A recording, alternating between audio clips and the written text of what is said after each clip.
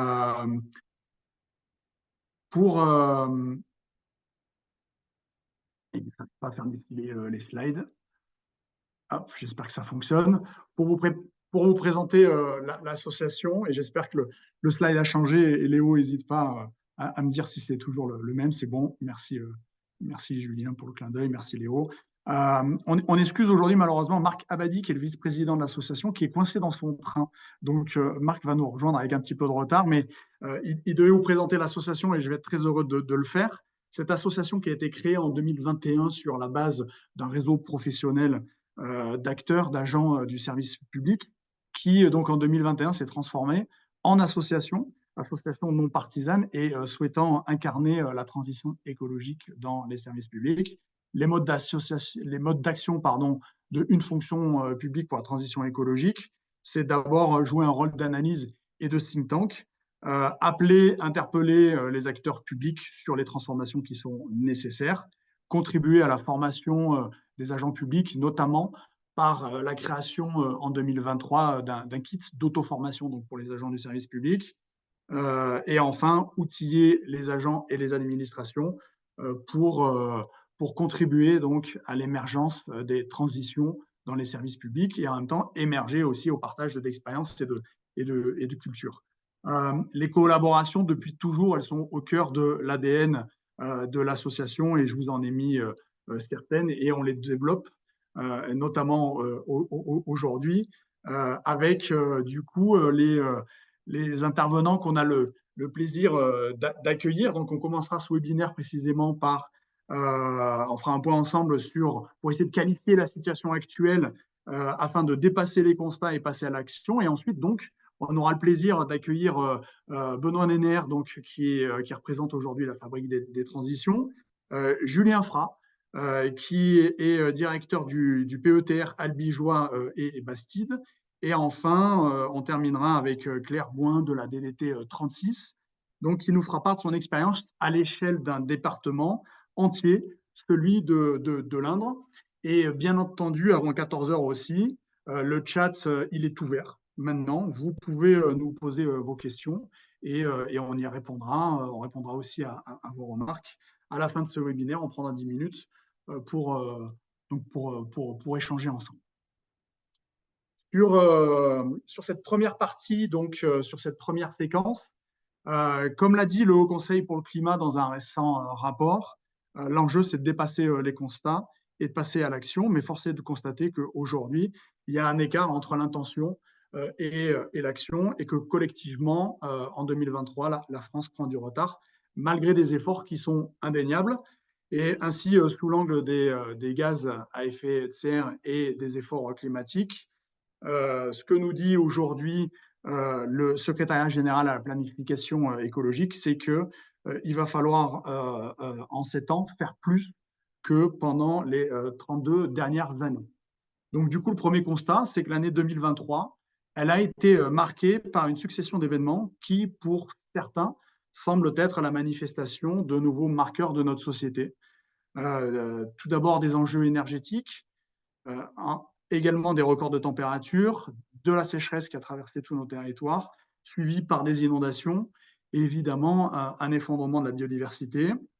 Nos territoires, sans exception, sont impactés par ces mutations et nous sommes, en tant qu'agents du service public, pour certains les témoins, pour d'autres les acteurs de ces changements. Et dans les mêmes temps, on observe que la prise en main de ces sujets par nos concitoyens est en train d'évoluer face à la réalité des changements écologiques.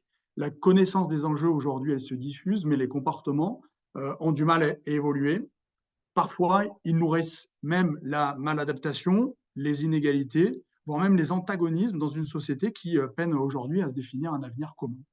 Et désormais, les inquiétudes face à l'avenir, elles s'incarnent de manière et de forme différentes, par des mobilisations citoyennes, par des marches pour le climat, par de la désobéissance civile, et en même temps par la création et l'émergence d'un certain nombre de communautés sur les réseaux sociaux.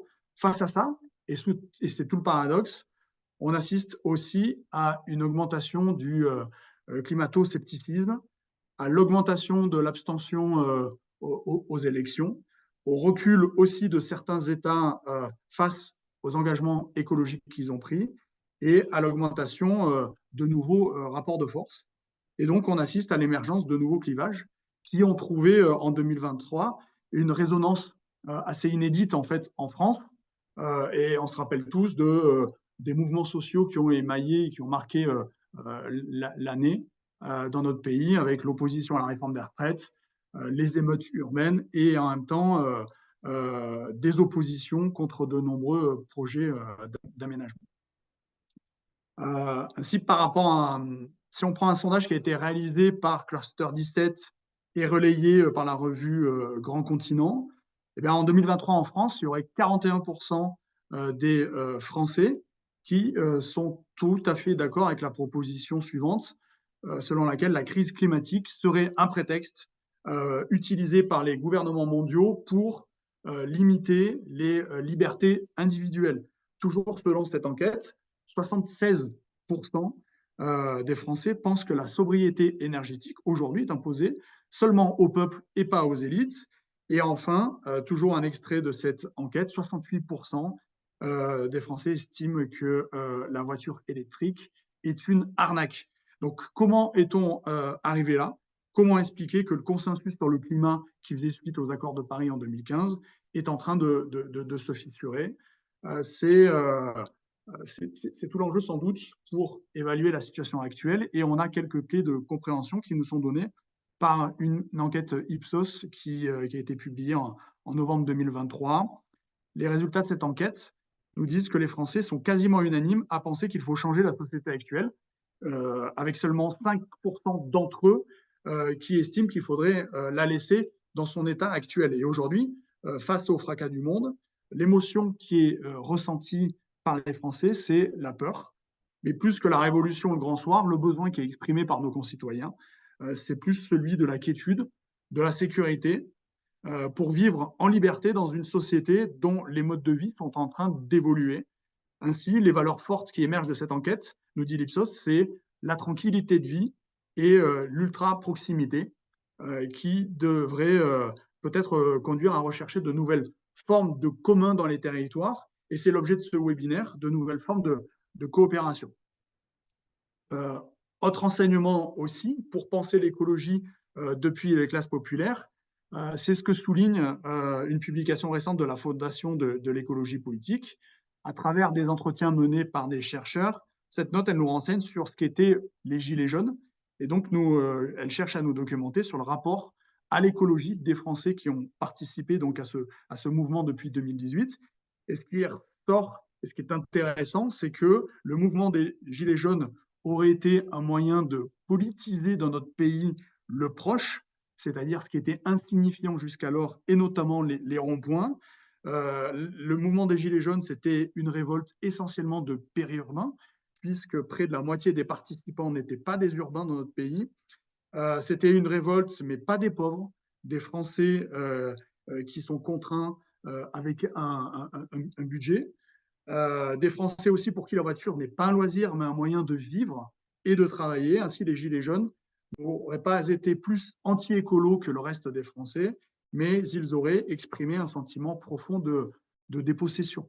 Toujours dans cette idée d'essayer d'expliquer la situation, eh bien, en 2023, selon Edgar Morin, qui est un de nos principaux penseurs français sur les sujets de la crise, eh bien, précisément ce clivage, il prendrait sa source dans une polycrise mondiale qui se veut écologique, économique, sociale, énergétique et numérique, face à laquelle la France ne réussirait pas à démêler les interactions qui sont à l'œuvre, à l'échelle planétaire, mais aussi à l'œuvre à l'échelle locale, dans un contexte qu'Edgar Morin qualifie de recul démocratique. Et ces tensions, elles sont aussi mises en lumière par la Banque mondiale qui, quant à elle, parle de mi-transition pour qualifier en fait la situation actuelle. Et pour la Banque mondiale, la mi-transition, c'est une période où deux systèmes coexistent et créent une instabilité en raison de nouveaux rapports de force qui sont à l'œuvre. Exemple, la réaction des Gilets jaunes qu'on évoquait à l'instant, justement, face à un projet de fiscalité carbone.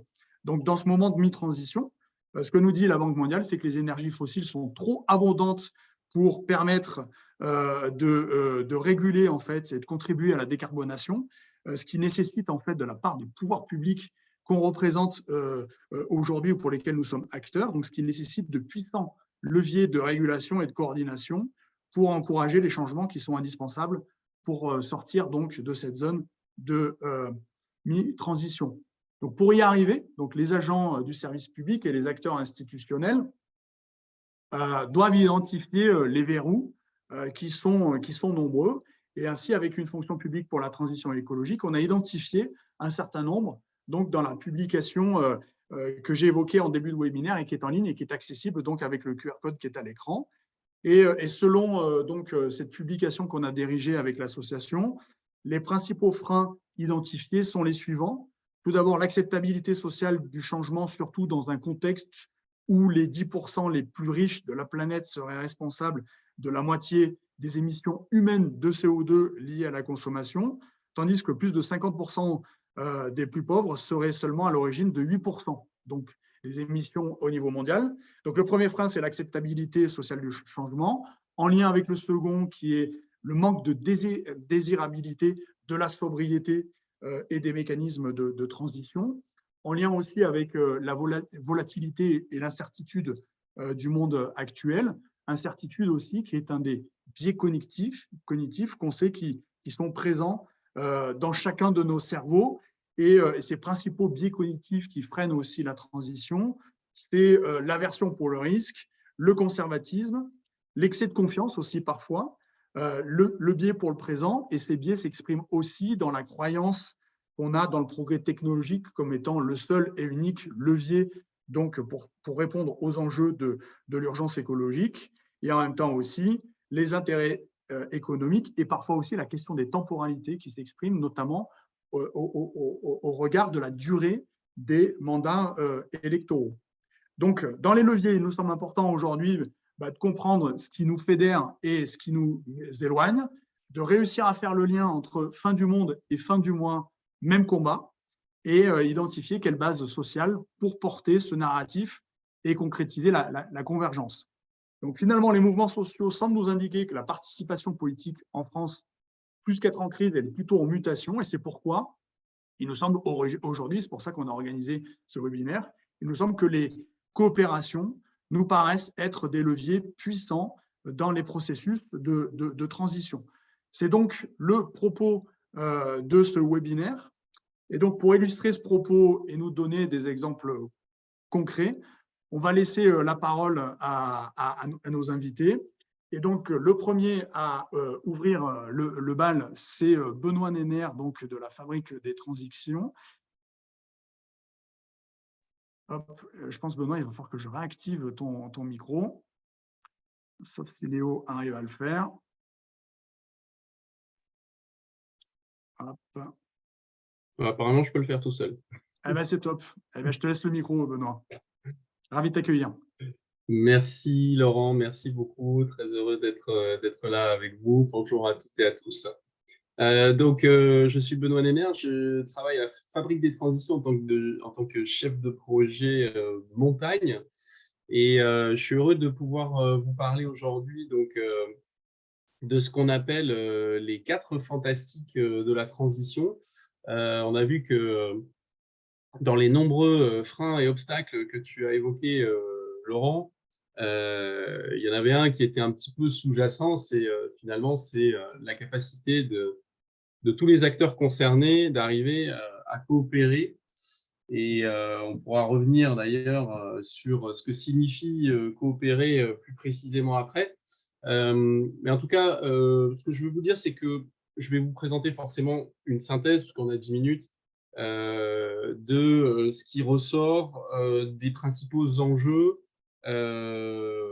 et attentes aussi propres aux élus, aux agents des collectivités, aux acteurs socio-économiques et aux représentants de l'État à l'heure de la transition. Donc, ces enseignements, ils viennent de toute l'histoire en fait de la Fabrique des Transitions qui a commencé maintenant il y a près de 30 ans et qui sont tirés essentiellement, ont été formalisés à l'issue de tout un tas de journées d'initiation à la conduite du changement systémique, et puis également au travers des différents parcours d'accompagnement de territoire que la fabrique a pu mener avec ses alliés. Donc, je vais peut-être commencer un petit mot juste d'introduction parce que pourquoi on parle de tous ces acteurs, c'est parce que finalement, euh, pour pouvoir porter et piloter une transition systémique, ça veut dire qu'on doit penser le territoire comme un écosystème et comme un écosystème d'acteurs. Donc, au sein de cet écosystème d'acteurs, on a repéré des acteurs publics et puis des acteurs privés.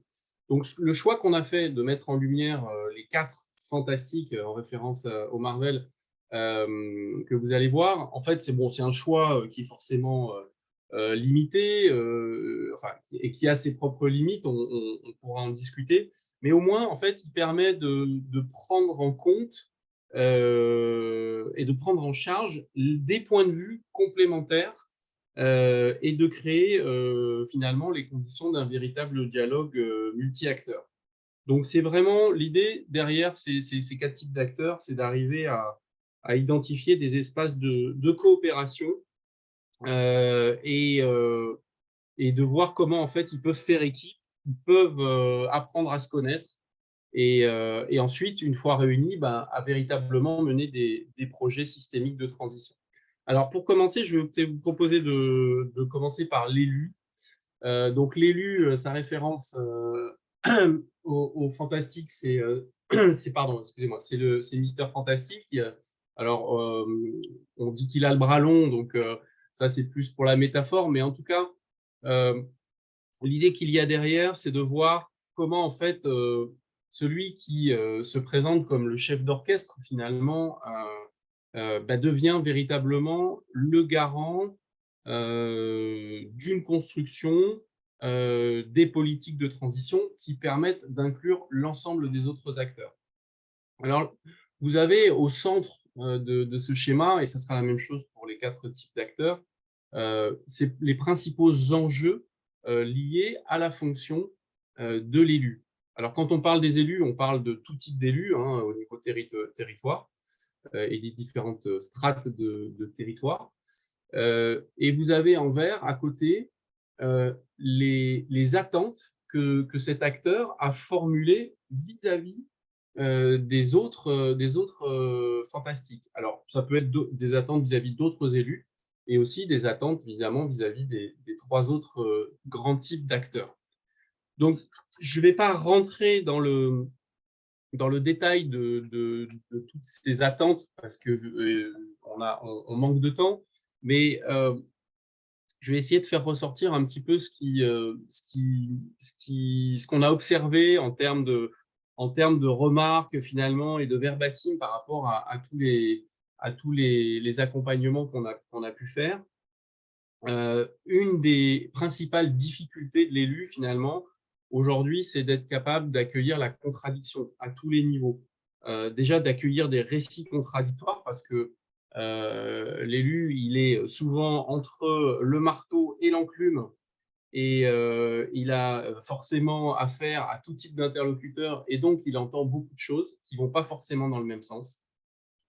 Et donc la difficulté pour lui, ça va être d'arriver à rester positif par rapport à ça, de pouvoir prendre le temps d'apprendre de chacun des autres types d'acteurs. Et ce qui ressort, c'est que finalement, l'élu, à un moment donné, il doit faire des choix et il doit renoncer. Il ne peut pas tout faire, il ne peut pas tout savoir. Donc, il doit accepter aussi un certain nombre de choses. Ensuite, il doit se heurter aussi à parfois certaines incohérences et en tout cas certaines difficultés par rapport à la transition elle-même, parce que ce qui est dominant dans toutes les politiques économiques qui sont menées, y compris au niveau territorial, c'est la question de la croissance. Et donc, la difficulté pour lui, ça va être aussi d'arriver à faire comprendre que parfois, on peut sortir de cette logique pour faire venir d'autres activités et sans pour autant dire non au développement, ce qu'on appelle aujourd'hui le développement territorial. Donc l'élu, il va devoir essayer de convaincre les autres acteurs. Et pour ça, il essaye de passer des messages, et je finirai là-dessus sur la question de l'élu. Il va essayer de dire, par exemple, aux agents de ne pas forcément essayer de prendre la place des élus, parce que quelquefois, ce qui ressort, c'est que les agents, finalement, ils savent, c'est eux qui sont les tenants, on va le voir après, et ils ont un peu parfois envie de prendre des décisions, et comprendre les fonctions et les rôles des uns et des autres, c'est pas forcément se mettre à leur place au sens propre du terme. Il va aussi, l'élu, avoir des attentes vis-à-vis des acteurs socio-économiques, parce que à un moment donné, ces acteurs, l'élu attend qu'ils sortent des réunions classiques et qu'ils se mobilisent d'une autre façon. Et puis, vis-à-vis de la société civile, plus largement, eh bien, il a envie de leur dire faites-nous confiance, à nous élus, on est encore là. Je passe à l'acteur suivant, qui est l'agent. Merci pour cette présentation, Alors, Benoît. l'agent, c'est celui qui… Benoît, je ne sais pas si tu m'entends. Oui. Je vais changer les slides, mais juste pour te dire qu'il reste moins de 5 minutes. Oui, je sais, je vais essayer d'aller vite. Par rapport à ses fonctions, l'agent, lui, c'est celui qui incarne un petit peu l'expertise, la durée sur le long terme, et c'est lui qui va œuvrer pour la réalisation des projets. Finalement, qu'est-ce qui est au cœur de la posture de l'agent et de son rôle? C'est d'arriver, d'une part, à avoir des nouvelles compétences, et ensuite de pouvoir lui aussi bien comprendre ce qui est à sa charge. Et là, on touche finalement, pour faire le lien avec l'élu, on va toucher aussi aux fonctions de management. Donc la question de la coopération, ça va être aussi une question de nouvelles formes d'organisation qui vont directement impacter les agents, qui vont pouvoir se mettre en mouvement, au travers de copilotage de projets. Et ça nécessite finalement aussi pour eux de changer de mode de fonctionnement habituel, de mode de fonctionnement où chacun est bien dans son domaine d'expertise, et d'arriver à essayer de trouver une dynamique de projet concret au travers de nouveaux modes de fonctionnement qui vont être plus transversaux, qui vont nécessiter des interactions à la fois verticales, évidemment, à la fois aussi horizontales entre les différents services de la collectivité, et à la fois transversales avec d'autres acteurs qui sont extérieurs au territoire.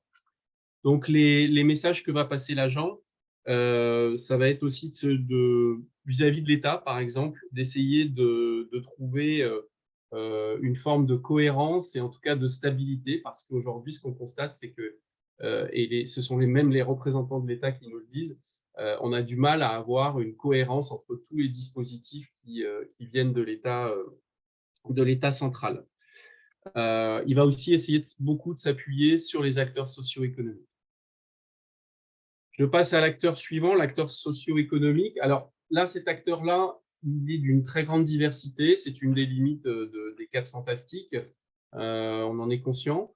Parce que derrière cet acteur, on va retrouver tout un tas de gens qui sont potentiellement assez différents. On va retrouver les commerçants, les artisans, les associations de professionnels, les entreprises, mais aussi des collectifs citoyens, des syndicats, des ONG, plus des acteurs du monde de la recherche et de l'enseignement, des médias. Donc là, la question, c'est de voir en fait comment ces types d'acteurs peuvent nourrir de nouvelles alliances avec le monde public. Je crois que c'est le principal enjeu, et qu'on s'aperçoit souvent que ces acteurs-là, c'est vraiment ils représentent le dynamisme territorial, puisqu'ils sont au cœur de l'activité économique et citoyenne.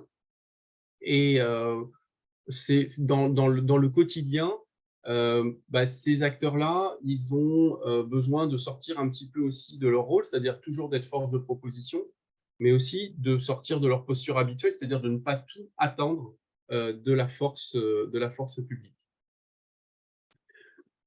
Je termine donc par les représentants de l'État. Les représentants de l'État qui aujourd'hui jouent quand même un rôle majeur malgré tout. La complexité de l'organisation administrative fait que les représentants de l'État territoriaux, donc concrètement, c'est qui? Ce sont à la fois les DDT au niveau départemental, mais évidemment tous les acteurs aussi au niveau régional, les DREAL, les DEAL, et puis ensuite les représentants des agences de l'État, que ce soit l'ADEME, l'ANCT, l'ANRU, bref, vous les connaissez tous.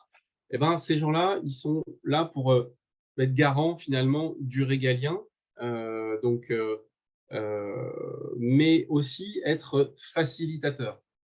Donc, plus uniquement comme un petit peu le gendarme, mais aussi être présent le plus possible en amont des différents projets pour pouvoir apporter un maximum de conseils. Voilà, malheureusement, le temps nous manque. Évidemment, tous ces gens-là, ils ont des attentes et des enjeux communs. Vous les voyez ici sur ce slide. Ce que je voudrais vous dire en termes de conclusion, c'est que finalement, l'objectif de travail en commun de tous ces acteurs, c'est évidemment d'arriver à une meilleure coopération. Alors, la coopération, ça ne se décrète pas. Ça va au-delà de la simple collaboration et coordination.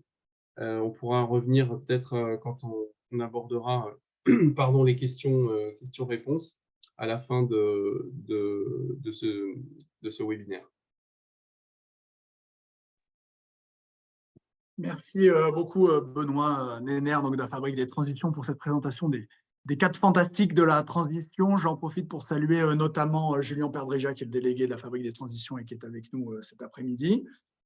Donc, pour évoquer, et je vais essayer de faire défiler les slides, excusez-moi, hop, pour évoquer les postures et donc comment sortir les postures, quels sont les bons modes de fonctionnement des acteurs qui ont été évoqués par Benoît à l'instant, pour faire le point sur les sujets de transversalité, horizontalité, verticalité, et comment faire pour que ça ne dysfonctionne pas. Eh bien, on va accueillir tout de suite Julien Frat, qui va nous parler du pilotage des transitions, notamment à l'intérieur des organisations. Julien Frat, donc, qui représente aujourd'hui le pôle territorial albigeois et Bastide. Et je suis ravi de t'accueillir, Julien. Merci Laurent. Bon, je ne suis pas sûr de pouvoir répondre à toutes les questions parce que l'introduction que tu as faite de mon intervention est ambitieuse, mais je vais essayer d'apporter quelques éléments. D'abord, merci beaucoup effectivement de nous laisser cette opportunité de présenter les travaux qui sont menés sur notre territoire, en lien fort d'ailleurs avec la Fabrique des Transitions. Julien, si tu m'écoutes, merci encore une fois pour tout le travail que tu fais sur notre territoire. Donc, je vais te proposer d'avancer la diapositive suivante, puisque je n'ai pas la main, celle d'après. Alors, rapidement, le pôle territorial, c'est un syndicat mixte qui regroupe 5 communautés de communes du Tarn, soit l'équivalent à peu près d'une centaine de communes, 60 000 habitants, très rural, voilà, constitué bien sûr d'un groupe d'élus, mais aussi d'un conseil de développement qui, à ses heures, est quand même des fois très actif, des fois un petit peu moins en fonction des sujets, mais qui a sa place importante, en tout cas, sur notre territoire par rapport à certains mouvements qui ont pu apparaître sur le territoire en termes de transition. Et puis, une petite équipe, du coup, d'ingénieurs autour des questions de développement territorial de 6-7 agents. Diapo suivante. Donc, en fait, c'est un territoire… Alors, Laurent, en fait, je te propose… C'est vrai que j'avais oublié d'enlever les animations. Je suis désolé de ma diaporama. Voilà. Donc, c'est un territoire qui est impliqué depuis de nombreuses années sur ces questions de transition. Voilà, on peut situer le démarrage de cette problématique, de cette prise de conscience dans les années 2007-2008, avec la mise en place successive d'un ensemble de stratégies, d'un ensemble de plans d'action qui, petit à petit, ont donné à ce territoire une certaine image de territoire engagé. Et c'est vrai que c'est aussi… je dirais, des programmes qui ont été très soutenus par l'État, notamment l'ADEME, qui a beaucoup été à nos côtés pour les premiers plans climat, notre mise en place d'un service CEP et tout un ensemble de dispositifs que je ne vais pas détailler pour éviter de pas trop grignoter du temps qui m'est accordé. Néanmoins, si on fait on prend un peu de recul par rapport à cette histoire que l'on a en termes de transition, on peut se rendre compte facilement que finalement, il n'y a pas une vraie transition globale dans le sens où on a quand même beaucoup été dans des logiques d'opportunité, comme c'est souvent le cas dans les collectivités aussi, donc en réponse à des appels à projets. Et le problème des appels à projets, c'est qu'on est très subventionno-dépendant. Et quand les aides publiques s'arrêtent, quid de maintenir un service, de maintenir un ensemble d'actions dans les mêmes niveaux d'implication que quand il est soutenu financièrement. Et c'est vrai que du coup, ce constat notamment nous a également permis de prendre conscience que peut-être que l'échelle PETR n'était pas forcément l'échelle la plus pertinente pour vraiment inscrire dans le marbre quelque part des trajectoires de transition. Diapo suivante. Du coup, au niveau du pôle territorial, on va dire qu'il y a une première bascule qui s'observe, c'est dans les années 2017-2018 avec l'élaboration des PCAET. Les PCAET, donc on a nous 5 communautés de communes, une seule est obligatoire. Et là, les 4 autres décident d'engager également un PCAET volontairement pour maintenir sur le territoire une dimension commune de transition, une dimension commune de trajectoire. Mais néanmoins, ça nous permet de repositionner les communautés de communes vraiment en position de leadership sur ces questions-là, et donc de les voir monter davantage en compétences, ce qui n'était pas le cas quand c'était le PETR qui finalement était missionné pour assurer ces fonctions. Et puis petit à petit, on a quand même des dispositifs qui, malgré l'arrêt de certaines aides, prennent en maturation et se transforment petit à petit, et c'est là qu'apparaissent nos premiers mouvements aussi de coopération. Alors on va dire 3 grands mouvements sur le territoire. Il y en a d'autres en œuvre, mais il y en a 3 qui se sont bien structurés aujourd'hui. La première, c'est autour de la rénovation de l'habitat, avec une coopération qui se met en place avec les artisans du bâtiment, avec les propriétaires, avec tous les acteurs, on va dire, de l'habitat et de l'énergie, et qui a donné lieu à une SIC qui s'appelle la SIC Réhab, et qui vise à accompagner les ménages vers la rénovation globale. Donc, c'est une coopérative qui essaye effectivement de faciliter la rénovation globale de l'habitat. Une deuxième coopérative qui est de dimension plus citoyenne autour des questions de production d'énergie renouvelable. Et on a tout un mouvement qui a été impulsé par notre conseil de développement autour du soutien des dynamiques citoyennes. Voilà, un peu partout dans nos territoires, on a des collectifs qui se prennent en main, qui créent des petites actions, voire des actions même pas que petites, autour de ces questions de transition écologique. Et effectivement, elles sont réunies au sein d'un réseau qui s'appelle Bouge ton climat. Et les élus, pour soutenir ces dynamiques, ont voté un petit fonds qui s'appelle le fonds coup de pouce pour justement leur permettre d'avoir ces premiers euros, je dirais, qui aident à la mise en œuvre des premières actions. Voilà, donc la coopération commence vraiment à émerger sur le territoire en ces périodes. Et donc, le deuxième point de bascule, je dirais, de notre compréhension de ces enjeux et de comment il fallait peut-être travailler différemment ces questions de transition, c'est notre lien donc avec la Fabrique des transitions, notre implication dans un projet effectivement de pilotage de territoire autour de ces enjeux-là, et donc la rencontre de Julien Perdrija, de Jean-François Caron et d'autres qui mettent en évidence qu'au-delà de l'action, il y a aussi l'organisation. Il y a aussi la méthode et il y a aussi les questions managériales, et Benoît l'a évoqué tout à l'heure. Et commence à apparaître, je dirais, dans nos radars, les questions d'approche systémique, par exemple. Et c'est vrai qu'à l'appui de la fabrique, on a pu avoir un petit diagnostic interne de pair à pair qui nous a mis en évidence aussi que notre organisation et que les organisations au sein des communautés de communes n'étaient pas forcément propices aussi à certaines ambitions et à inscrire, comme je le disais tout à l'heure, dans le marbre peut-être certaines trajectoires de transition. Du coup, ça nous amène une deuxième question au-delà de la coopération, c'est comment faire plus et mieux avec autant, parce qu'il est évident par contre que sur notre communauté de communes très rurale, donc avec des moyens quand même très limités, la question de gonfler les équipes d'ingénierie est quand même très limitée. Du coup, voilà, comment on se réorganise pour peut-être traiter davantage certains sujets avec les mêmes effectifs. La diapo suivante. Alors, Voilà, donc en fait, il y a effectivement, quand on parle d'approche systémique, je ne vais pas faire de leçons parce que déjà, il n'y a pas de méthode toute faite, comme je l'indique dans ma diapositive. Et en fait, c'est vrai qu'un des principes aussi qui a été travaillé avec la fabrique, c'est que, en fait, pour rentrer sur les questions d'approche systémique, rien que de mieux que de travailler sur des projets concrets.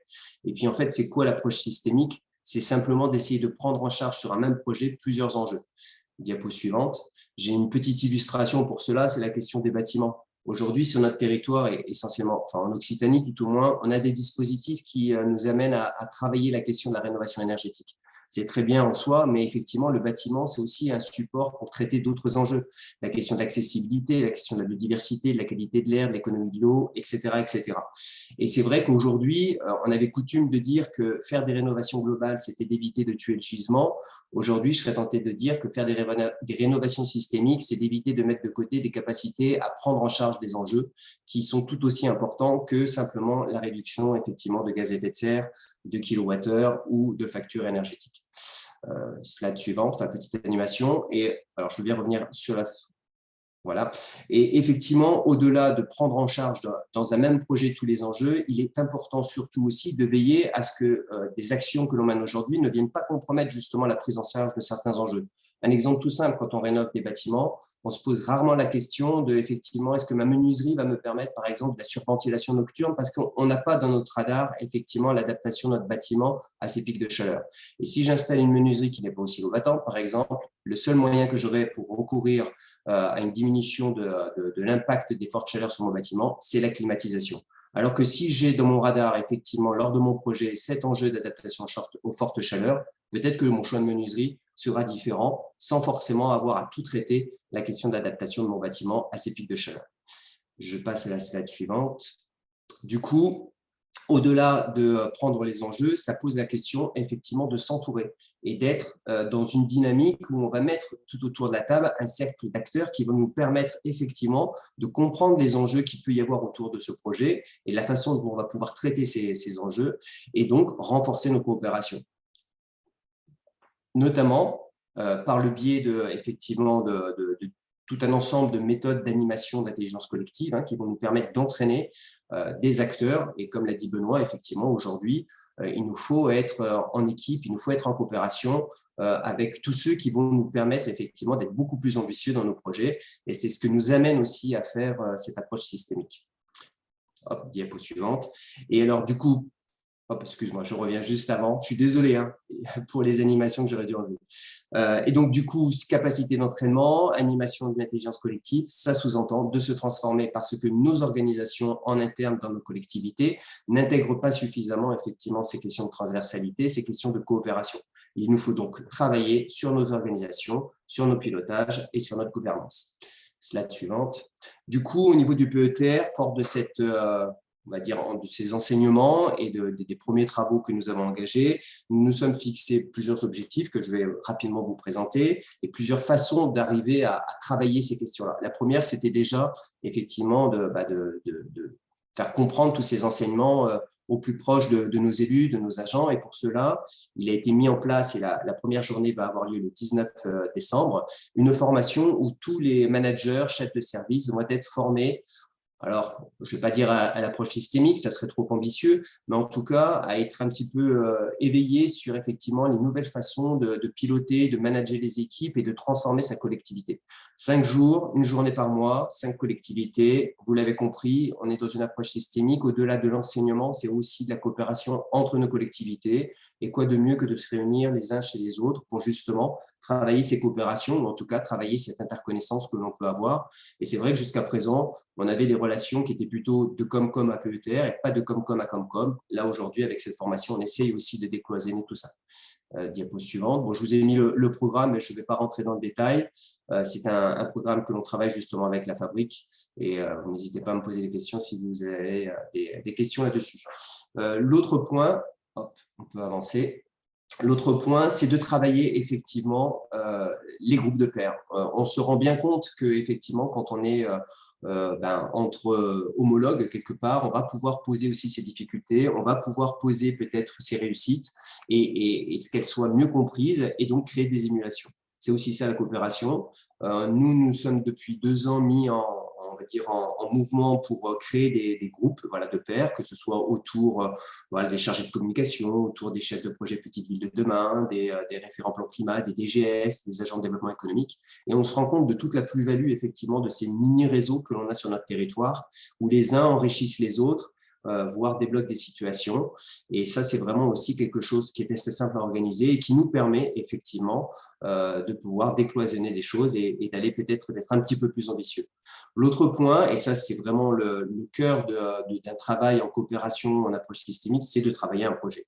Il a été décidé au niveau des élus et au niveau des agents, je tiens à le dire, c'est toujours un travail aussi qu'on essaie de mener de pair. Une action simple, en l'occurrence, chez nous, c'est essayer de mettre en place un dispositif de soutien à la récupération des eaux de pluie, très basique, mais en fait, quand on le travaille avec effectivement au regard de ce que ça peut aussi prendre en charge comme enjeu, quand on le regarde de façon collective à l'échelle de 5 EPCI et non plus à une échelle individuelle, et bien on se rend compte que ce projet-là peut prendre des dimensions tout autres et peut être un vrai socle effectivement de coopération et un vrai socle d'approche systémique, en tout cas de transversalité, où on va pouvoir aborder aussi des questions de biodiversité, où on va pouvoir aborder des questions d'égalité face à ce dispositif, etc., etc. Et donc, juste pour finir, tout cela pour dire que aussi aujourd'hui sur les territoires, je pense qu'il manque effectivement de l'accompagnement.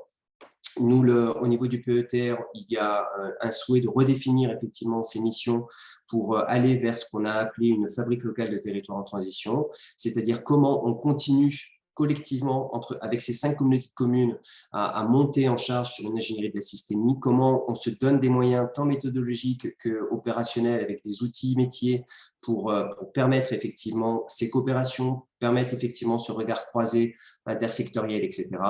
Créer des alliances, très importantes, parce qu'on n'est pas tout seul, et ça, Benoît l'a bien insisté, mais il faut absolument être dans des logiques effectivement d'alliances, d'acteurs pour concourir aux mêmes objectifs et être plus fort quelque part.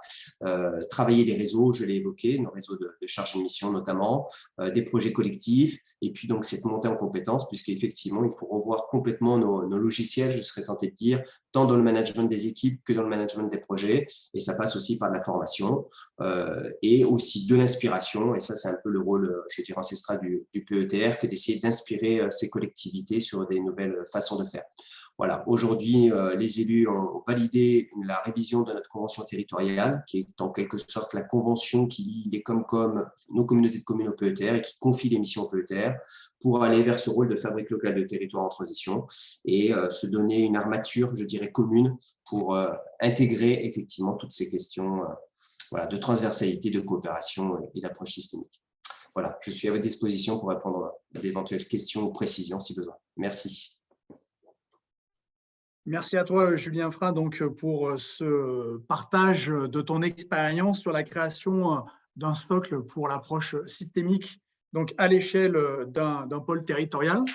Ce que je vous propose tout de suite, c'est d'accueillir Claire Blouin, donc de la DDT 36, qui, elle, va nous parler effectivement du changement d'échelle et à l'échelle du département, celui de l'Indre. Bienvenue, Claire. Merci, bonjour à tous. On peut passer la slide après. Donc, je vais vous parler d'un projet qu'on a appelé Stratégie Climat 36. On peut passer à la slide après. Ce projet, il est né en 2019 à la suite des incendies qui ont touché notre département et pour lequel on s'est rendu compte qu'on n'était pas préparé. Donc, le préfet a passé au départ une commande de mieux anticiper ces risques-là. Et en travaillant un peu, on s'est rendu compte qu'il n'y avait pas que le risque incendie qu'on allait devoir prendre en compte.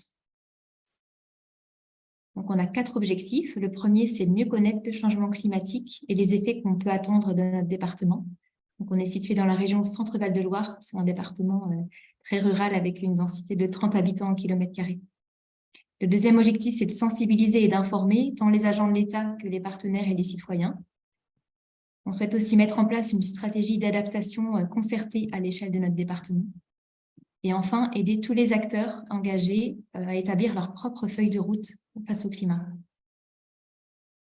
Donc pour cela, il y a 3 partenaires qui sont copilotes. Donc c'est vrai que c'est un projet là, de coopération. Donc le préfet via la DDT. Et on s'est associé au département de l'Indre, conseil départemental, et on est également soutenu par l'ADEME Centre-Val de Loire. Et bien sûr, on cherche à associer tous les acteurs volontaires. Depuis 18 mois, là, on est rendu à 450 personnes qui sont mobilisées dans le projet. Donc, je vais reprendre les 4 objectifs de notre projet et présenter quelques éléments succinctement. Donc, sur la connaissance du changement climatique et des effets attendus localement, donc, on a mis en place une équipe projet, au départ en interne au service de l'État, et assez rapidement, on l'a élargi. On a mis en place un diagnostic avec des indicateurs du changement climatique. Donc, on exploite des données locales qui permettent vraiment d'illustrer les changements qu'on constate. On s'est formé avec Météo France, une formation qui s'appelle Cyclade, qui nous a permis d'utiliser DRIAS et de faire des projections hydroclimatiques. On a rencontré une trentaine d'acteurs locaux avec lesquels on a fait des entretiens pour savoir ce qu'ils constataient, comment ils agissaient, de quoi ils auraient besoin pour être accompagnés. Assez rapidement, on s'est rendu compte qu'on avait aussi besoin de mettre en récit la transition, de la mettre en image.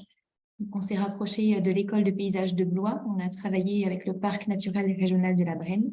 Et puis l'année dernière, avec l'école de paysage d'Angers, on a travaillé sur l'arbre et la haie. Et puis, donc, on s'est rapproché d'un groupement de bureaux et d'études.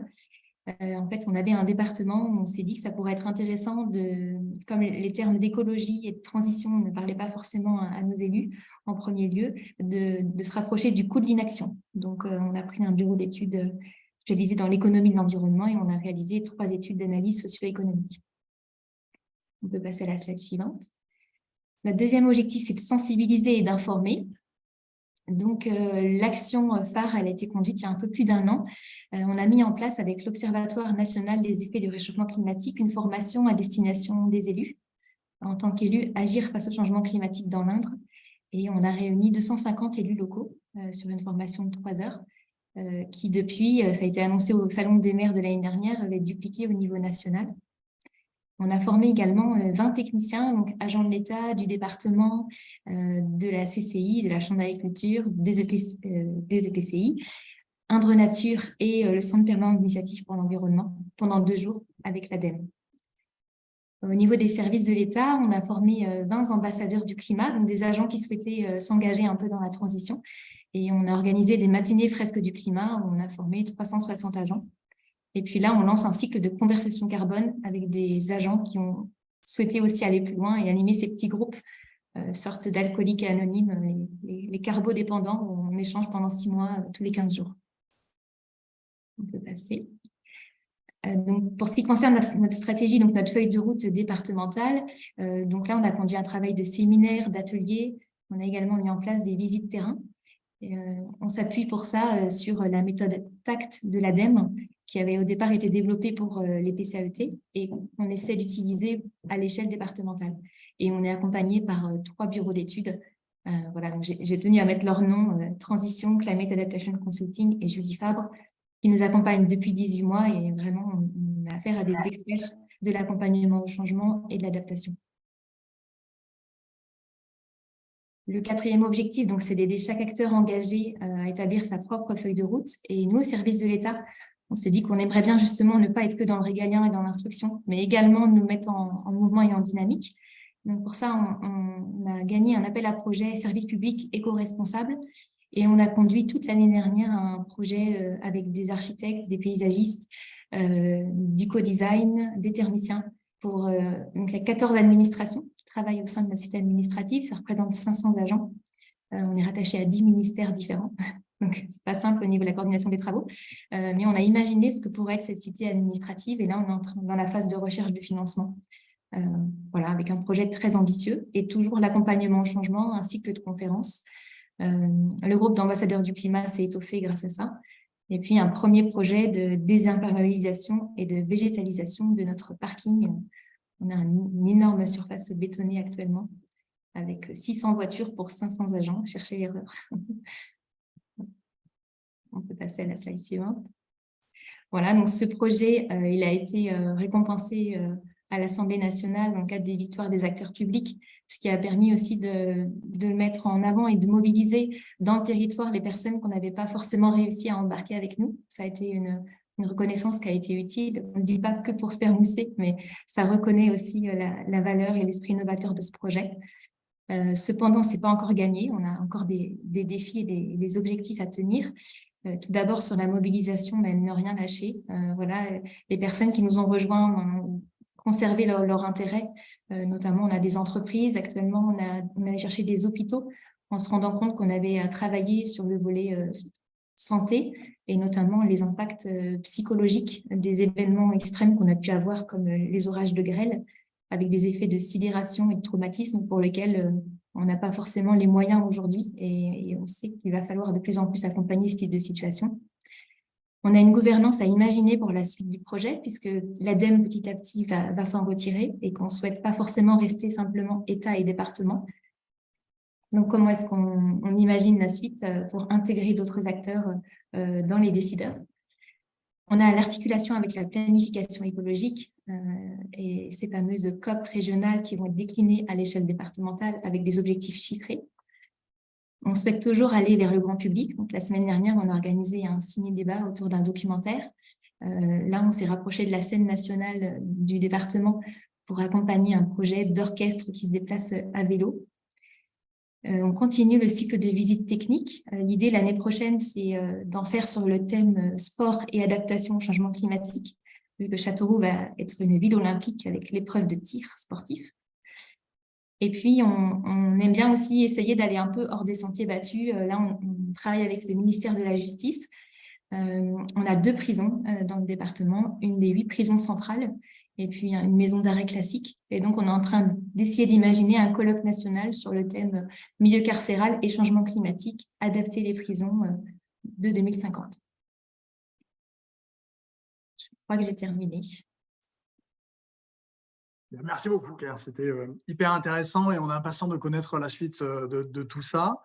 Il nous reste quelques minutes et on va prendre des questions. Ce que je note, c'est que pour dépasser les constats et passer à l'action, on a parlé de sensibiliser, d'informer, de former, de coopérer, faire dialoguer, outiller, diagnostiquer, raconter, bref, beaucoup de verbes d'action et qui donnent à voir que précisément une approche systématique et coopérative, c'est sans doute ce qui manque aussi dans nos territoires et dans nos relations avec l'écosystème pour pouvoir précisément répondre aux enjeux de l'urgence écologique.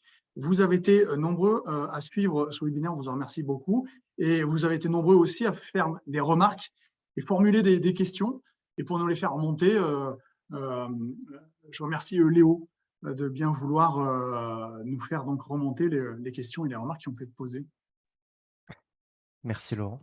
Oui, effectivement, il y a eu pas mal de questions et de remarques durant le webinaire. Alors, certains animateurs et intervenants, du coup, y ont répondu directement, notamment Julien et Benoît. Alors, je vais peut-être commencer par une question avec Claire.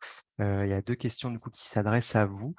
Alors la première question, c'est est-ce qu'il existe un équivalent de votre projet dans d'autres DDT? C'est une question de Anne-Sophie. Et je vais en profiter sur la deuxième question qui vous est posée aussi. Est-ce que vous avez réussi à embarquer des acteurs économiques de votre territoire sur le sujet de l'adaptation? Est-ce que vous avez des résultats à partager? Une question de Mathieu. D'accord. Alors, oui, il y a beaucoup de DDT qui travaillent sur le sujet. Après, dans le cadre d'un partenariat comme ça, ou qui part directement avec des collectivités, non, a priori, on est la seule. Et sur la question des acteurs économiques, il y a une des 3 études d'analyse socio-économique qu'on a fait avec une petite TPE de notre territoire qui fabrique du matériel agricole, où ils ont accepté de faire une étude de vulnérabilité et de la partager publiquement. Et donc, on s'est rapproché de la CCI, Chambre de commerce et d'industrie, qui s'est positionnée pour être la CCI pilote de la région pour accompagner justement la transition. Donc là, oui, c'est un public qu'on n'oublie pas. Pour ce qui est du domaine agricole, on travaille avec la Chambre d'agriculture et là, on s'est rapproché des différents syndicats agricoles pour qu'ils intègrent les groupes de travail. Ok, merci, merci Claire. Je pense que ça répondra du coup aux questions posées. Laurent, 2 questions pour toi. Alors une première un peu d'ordre technique, je pense connaître la réponse. Est-ce que le webinaire est bien enregistré et sera diffusable public? Et est-ce que le support également le sera? La première. Si tout va bien, je crois que ça a été enregistré, ça sera diffusé. Et le support, il me semble aussi qu'on a pas mal de ressources et on vous mettra un QR code à la fin de la présentation précisément pour accéder à ces ressources. Okay. Merci Laurent. Et donc la question aussi qui s'adressait à toi lors de ton intervention introductive, tu as évoqué 3 leviers lorsque tu présentais les freins et les leviers dans la question de coopération. Est-ce que là, je pense qu'une personne a dû manquer les 3 leviers que tu avais évoqués. Est-ce que tu pourrais les représenter succinctement? Bien, la question le sujet des 3 leviers, et il faut que je me remette dessus, mon cher Léo. Mais c'était, je crois, pour introduire précisément nos 3 intervenants. Et il me semble que le premier sujet, effectivement, sur les processus coopératifs, c'était de se dire, d'être bien au clair pour réussir à identifier ce qui nous fédère et en même temps ce qui nous divise. Et ça, c'est effectivement important. Et on sait que les processus de coopération et de récit par rapport à ça sont indispensables pour arriver à faire du lien et faire atterrir les controverses. Le second sujet, c'était précisément réussir aussi à faire du lien, il me semble, entre fin du monde et fin du mois. Et ça, avec l'expérience que la France a traversée au sujet des Gilets jaunes, ça semble particulièrement important avec le recul de 5 ans qu'on a depuis 2018. Et le dernier sujet, on revient sur la question des récits, c'est quelle base sociale, quel socle précisément pour porter un narratif qui permette de faire converger fin du mois et la fin du mois. Donc, c'est ce qu'on a évoqué pour répondre à ta question, Léo, c'est ce qu'on a évoqué en introduction de ce webinaire. Merci Laurent. Je pense que les personnes du coup pourront se référer au support aussi qui sera rendu public. Et alors du coup peut-être la fin de leur approche. Alors peut-être une dernière question à Julien et à Benoît sur lesquelles vous aviez peut-être répondu dans le clavardage, mais je propose de les relayer peut-être pour faire une réponse un peu plus publique et si vous voulez compléter. Donc peut-être pour Benoît, pour commencer. Il y a eu beaucoup d'interactions et de réactions autour du rôle de l'élu qui était un petit peu présenté de manière théorique. Est-ce que vous pourriez compléter de vive voix? Oui, oui, oui. Non, mais c'est peut-être le cas d'ailleurs pour chacun des acteurs. En fait, c'était un petit peu l'exercice. Donc, encore une fois, je comprends que ça puisse paraître très théorique et le temps est limité pour illustrer, mais très concrètement, l'objectif de ces 4 fantastiques, c'est d'illustrer en fait comment derrière on peut mettre en œuvre les principes finalement de conduite du changement et dans une logique systémique. Et Julien l'a évoqué. Julien Frac l'a évoqué, en fait, ces 4 fantastiques, c'est avant tout un prétexte qui va très concrètement se traduire sur le territoire. Quand on va accompagner un territoire, on va commencer, c'est la porte d'entrée, par identifier ces 4 fantastiques, de manière ensuite à les faire intervenir ensemble dans des groupes de pairs, ensuite en agora, tous ensemble, également en interterritorial, parce que c'est aussi une des bases du fonctionnement. Et le but, c'est de faire réfléchir chacun de manière à la fois individuelle et collective sur sa propre posture, sur son propre rôle, sur la façon dont son rôle est perçu par les autres. Donc ça peut paraître très théorique, mais néanmoins, à chaque fois que ça se passe concrètement dans un territoire et avec un ensemble de territoires, c'est tout de suite très pratique parce qu'on parle du réel.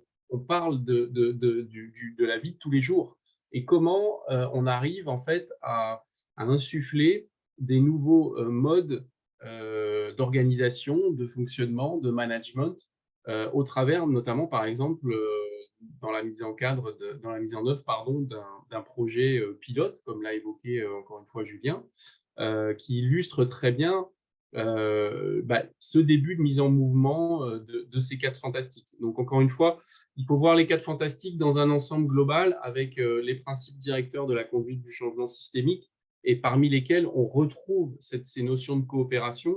Et au sein de ces notions de coopération, comment finalement on arrive à mettre au travail les différents désaccords. Parce que c'est ça la coopération, hein. Ce n'est pas juste collaborer, se coordonner. Coopérer, c'est arriver à travailler ensemble malgré les désaccords. Merci Benoît.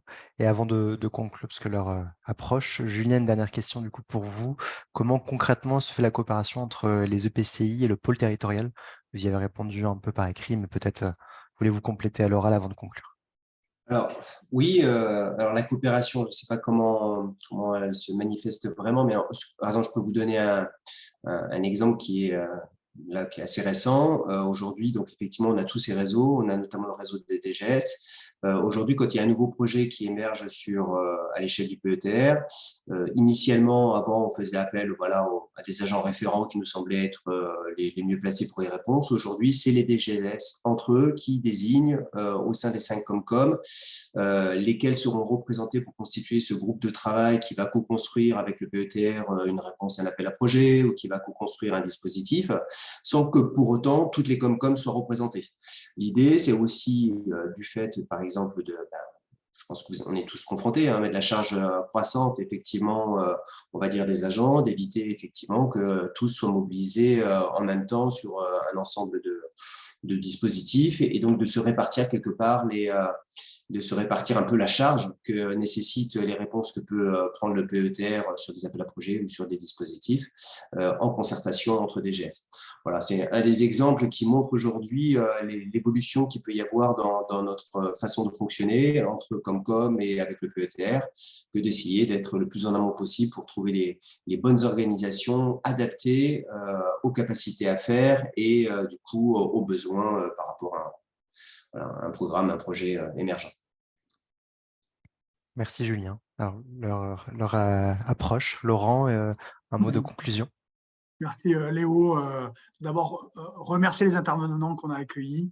Je commencerai par Claire Blouin, donc de la DDT 36, Julien Fra à l'instant sur le pôle territorial albigeois et Bastide, et également donc Benoît Néner de la Fabrique des Transitions.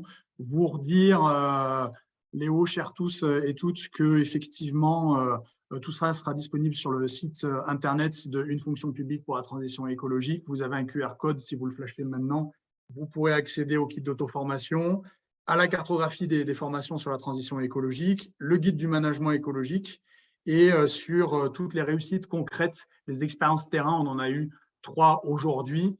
Dans nos publications, on en fait remonter d'autres. Et donc, tout ça est accessible via ce QR code sur notre site web.